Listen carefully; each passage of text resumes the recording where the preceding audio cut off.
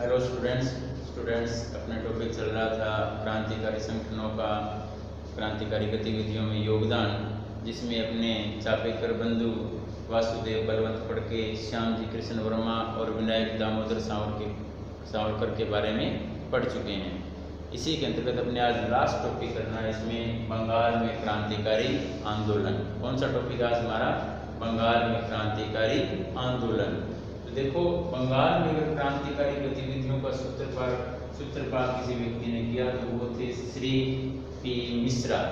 Shri P Mishra ने बंगाल में क्रांतिकारी संगठन अनुशीलन समिति का गठन कर बंगाल में क्रांतिकारी आंदोलन का सूत्रपात किया था।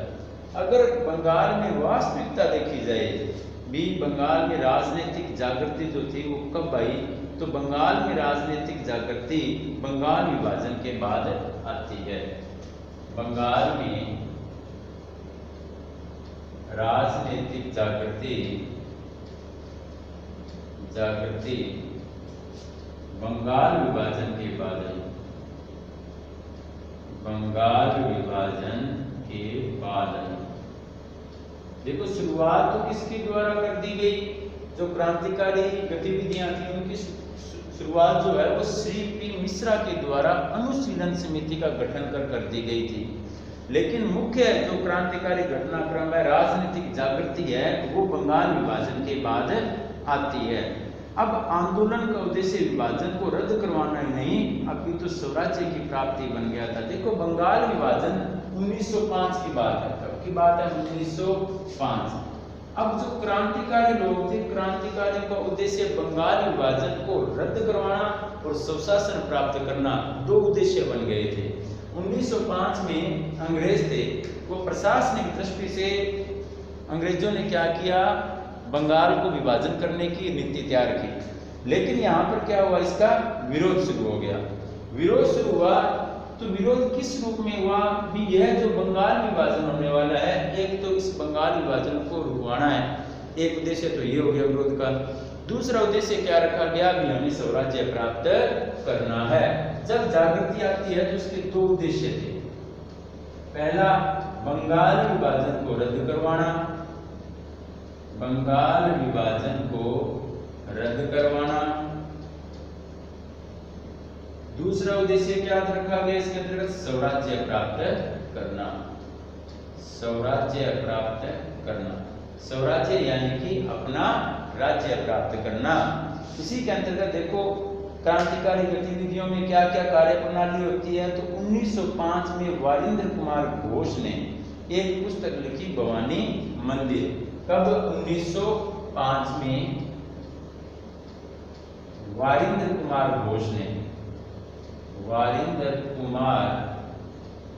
घोष ने भवानी मंदिर पुस्तक लिखी। भवानी मंदिर। देखो, ये भवानी मंदिर पुस्तक का नाम है जो किसके द्वारा लिखी गई है? वारिंद्र कुमार घोष के द्वारा लिखी गई है। और इसी के अंतर्गत उन्होंने इस पुस्तक को लिखकर क्रांतिकारी कार्यों को संगठित करने की विस्तृत जानकारी भी दी थी। यानी कि इस पुस्तक के जरिए वो क्या करना चाहते थे? क्रांतिकारी गतिविधियों को और अधिक बढ़ाना चाहते थे और लोगों को संगठित करना चाहते थे।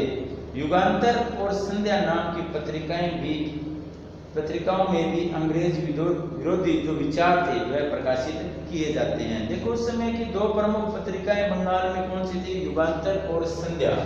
ये तो हो गई पुस्तक, ठीक है। इसके अलावा पी मिश्रा की जो अनुशीलन समिति थी, इसने भी क्रांतिकारी गतिविधियों में योगदान दिया। इसके अलावा अगर अपने बात करें अखबार या पत्रिकाएं अपने कहें तो युगांतर और संध्या। कौन कौन से थे? युगांतर और संध्या। पहली थी युगांतर और दूसरी कौन सी थी? संध्या। इनके जरिए भी जो क्रांतिकारी गतिविधियां थी उनका इनमें प्रकाशन किया गया और आगे बढ़ाया गया। एक और पुस्तक मिलती है बंगाल के अंतर्गत, इसमें जो है मुक्ति कौन पाथे, यानी कि मुक्ति किस मार्ग से, ठीक है। इसमें क्या था? एक अन्य पुस्तक भी है, मुक्ति कौन पाथे। मुक्ति कौन पाथे। देखो ये अन्य पुस्तक है, एक पुस्तक अपने पढ़ ली भवानी मंदिर, इसी के अंतर्गत एक और पुस्तक कौन सी है, मुक्ति कौन पाते, यानी कि मुक्ति किस मार्ग से, हिंदी अनुवाद इसका क्या बनेगा, मुक्ति किस मार्ग से। इस पुस्तक में एक आग्रह किया गया भी भारतीय क्रांतिकारियों को हथियार देने संबंधी। इस पुस्तक में क्या कहा गया भी जो क्रांतिकारी गतिविधियों में सम्मिलित व्यक्ति हैं उन्हें ज्यादा से ज्यादा क्या मुहैया करवाए जाएं, हथियार मुहैया करवाए जाएं, ताकि वे इन क्रांतिकारी गतिविधियों को और आगे बढ़ा सके। तो बच्चों इस प्रकार से अगर अपने बंगाल में क्रांतिकारी आंदोलन की बात करें तो इसका सूत्रपात श्री पी मिश्रा के द्वारा किस समिति के द्वारा शुरुआत होती है, अनुशीलन समिति के द्वारा। इसका गठन श्री पी मिश्रा ने किया।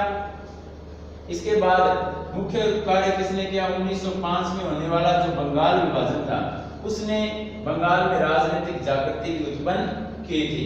इसके बाद उनके जो क्रांतिकारी लोग थे उनके दो उद्देश्य बन गए, पहला बंगाल विभाजन को रद्द करवाना और दूसरा स्वराज्य प्राप्त करना। इसी के अंतर्गत 1905 में ही वारिंद्र कुमार घोष ने एक पुस्तक लिखी भवानी मंदिर, इसमें भी क्रांतिकारी गतिविधियों के बारे में लिखा गया। पत्रिकाएं जो थी युगांतर और संध्या, इनमें भी क्रांतिकारी गतिविधियों संबंधी प्रकाशन या इसमें लेख छापे गए थे इन दोनों में, युगांतर और संध्या में। और एक अन्य पुस्तक थी मुक्ति कौन पाते, यानी कि मुक्ति किस मार्ग से, इसे क्या कह सकते हैं अपने, मुक्ति किस मार्ग से। इस पुस्तक में क्या कहा गया, इस पुस्तक में जो क्रांतिकारी लोग थे उन्हें ज्यादा से ज्यादा हथियार मुहैया करवाने के बारे में बातें की गई थी। तो इस प्रकार से बंगाल में क्रांतिकारी जो गतिविधियां हैं, आंदोलन है, ये टॉपिक हमारा कंप्लीट हुआ। तो इस टॉपिक को आप लर्न करें और अपने नोटबुक में नोट करें। थैंक यू बच्चों।